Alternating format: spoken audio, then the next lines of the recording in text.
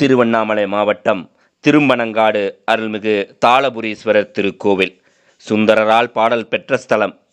ஆண் பெண் என இரு பனமரங்களை தலவிருட்சமாய் கொண்ட பனங்காட்டீஸ்வரர் திருத்தலம். குறிமுனி என அழைக்கப்படும் அகஸ்தியர் தெற்கு நோக்கி வரும்போது சிவனை வழிபட வேண்டும் என்ற எண்ணம் வர மானசீகமாக வழிபட அப்போது அருகே உள்ள வேப்பமரத்தின் கீழ்தான் சுயம்புலிங்கமாக இருப்பதாக சிவன் அசரீரியாக ஒலித்தார். அகத்தியர் அங்கு சென்று பார்த்தபோது வேப்பமரத்தின் கீழ் ஒரு முனிவர் அமர்ந்திருந்தார். அகத்தியரை கண்டு முனிவர் அவரிடம் வேப்பமரத்தின் கீழ் இருந்த சிவலிங்கத்தை காட்டிவிட்டு மீண்டும் தவம் செய்ய ஆரம்பித்து விட்டார். இவரும் லிங்கத்திற்கு பூஜை செய்ய நினைக்க, ஆனால் அங்கு தண்ணீர் இல்லை. இவரின் தவிப்பை உணர்ந்த சிவன் தன் தலையிலிருந்து கங்கை நீரை இவ்விடத்தில் பாயவிட்டார். அது இங்கு ஜடாகங்கை தீர்த்தமாய் தேங்கிவிட்டது.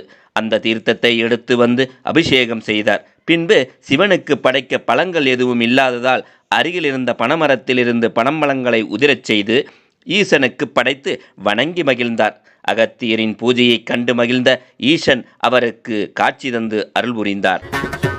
நெய்யும் பாலும் தயிரும் கொண்டு நித்தல் பூஜனை செய்யலுற்றார்.